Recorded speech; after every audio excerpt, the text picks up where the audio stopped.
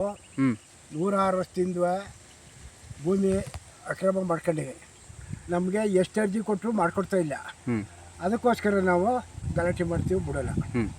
ಇಲ್ಲಿ 106 ಜನ ಬಡವ್ರ ಬಗ್ಗೆಲ್ಲ ಒಂದು 4 ಪಾತಿ 2 ಪಾತಿ ಮಾರ್ಕೊಂಡವ್ರು 10 ಗುಂಟೆ 5 ಗುಂಟೆ ಅವ್ರ ಮಕ್ಳಿಗೆ ಅನ್ನ ಇತ್ತು, ಜೀವನ ಮಾಡ್ತಾರೆ, ಅವ್ರು ಕೂಲಿಗೆ ಹೋಗ್ತಾರೆ, ಅದೇನಾದ್ರು ಮಾಡ್ಕೊಂಡು ಸಾವಿರಾರು 106 ವರ್ಷದಿಂದ ಖಾಲಿನೇ ಇಲ್ಲ ಸರ್. 106 ವರ್ಷದಿಂದ ಖಾಲಿ ಇಲ್ಲ. ಈಗ ನಾವು ಎಲ್ಲ ಸ್ವಲ್ಪ ಮಾಡ್ಕೊಂಡಿದ್ದೀವಿ. 50 ವರ್ಷ ಆಗದ ತೆಂಗಿನ ಗಿಡ ಹಾಕಿ ನಾವೇ ಇದಕ್ಕೆ ಅರ್ಜಿ ಕೊಟ್ಟರು ಕೂಡ ನಮ್ಗೆ ಮಾಡ್ಕೊಡ್ತಾ ಇಲ್ಲ ಸರ್ಕಾರ. ಎಲ್ಲ ಕಿತಾಪತಿ ಮಡಿಗೆ ಹಾಳು ಮಾಡ್ತಾರೆ. ಇಷ್ಟಕ್ಕೆ ನಾವು ದಾರಿ ಮಾಡಿ ಇವರು ಬಂದು ಬಿಡು ಅಂತಾರೆ ಸರ್ಕಾರದವರು. ನಮ್ಮ ಗಲ್ಲಕ್ಕೆ ಹಾಕಿ ಏರ್ಸ್ಬಿಟ್ರು ನಾವು ಬಿಡೋಲ್ಲ ಸರ್. ಏನಕ್ಕೆ ಬಿಡು ಅಂತವ್ರೆ? ಏನು ಮಾಡ್ಬೇಕು ಅಂತಿದ್ದಾರೆ? ಆಸ್ಪತ್ರೆ, ವಿಮಾನ ಆಸ್ಪತ್ರೆ ಮಾಡಬೇಕು ಈ ನೀರಾವರಿ ಜಾಗದಲ್ಲಿ.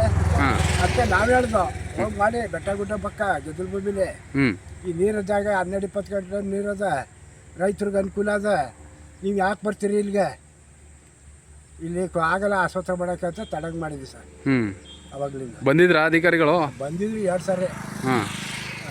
Board ಗಿಡೆಲ್ಲ ತಂದಿರೋ, board ನಡೆಸ್ಕೊಂಡಿಲ್ಲ. ನೀವೇನು ಬೋರ್ಡ್ ಹಾಕ್ಬೇಡಿ.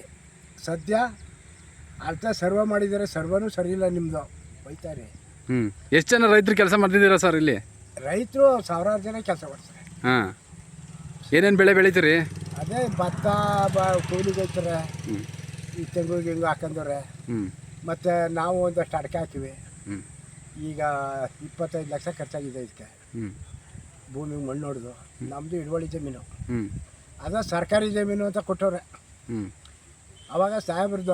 ನೀವು ಎಷ್ಟು ವರ್ಷದಿಂದ ಮಾಡ್ತಿದ್ರಿ ಅಲ್ಲಿ? ನಾವು ನಮ್ಮ ತಾತಾರ ಕಾಲದಿಂದ, ತಾತಾರ ಇವೆಲ್ಲ ಪಾಳು ಬೀಜ ತೊಳಿಂದು ನಮ್ದು ಹಿಡುವಳಿ ಜಮೀನು. ಆಮೇಲೆ ಸಬ್ ಇನ್ಸ್ಪೆಕ್ಟ್ರ್ ಬಂದಿರಲ್ಲ, ಸರ್ ನಿಲ್ಲಿಸಿ, ನಮ್ದು ಹಿಡುವಳಿ ಜಮೀನು, ಇದನ್ನೆಲ್ಲ ಕಿತ್ತು ಹಾಳು ಮಾಡಿದ್ರೆ ನೀವೇ ತಪ್ಪಿಸ್ತಿರಬೇಕಾಯ್ತು. ನಮ್ದು ಹಿಡುವಳಿ ಜಮೀನು, ನಮ್ಮದು ದಾಖಲೆ ತೋರಿಸ್ತೀವಿ ಅಂತ ಹೊಡ್ಕೊಂಡ್ರು. ಇದು ಹೊಡ್ಕೊಂಡ್ರು ಓಟುವ. ಸರ್ಕಾರಿ ಜಮೀನು ಅಂತ ಪೇಪರ್ಗೆ ಹಾಕ್ಬಿಟ್ರತ್ತೆ, ಟಿ ವಿಗೆ ಪೇಪರ್ಗೆಲ್ಲ ಹಾಕ್ರಿ.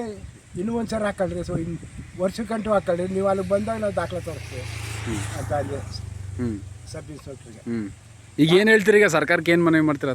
ಸರ್ಕಾರಕ್ಕೆ ಏನು ಮನವಿಲ್ಲ, ಬಿಡೋದಿಲ್ಲ. ಜಾಗ ಬಿಡಲ್ಲ. ನಮ್ಮನ್ನ ಗುಡ್ಮಾದ್ನಳ್ಳಿ ರೈತರೆಲ್ಲ ತಕೋಗಿ ಗಲ್ಲಕ್ಕೆ ಹಾಕಿದ್ರು ಸರಿ, ನಾವು ಜಮೀನು ಬಿಡೋಲ್ಲ.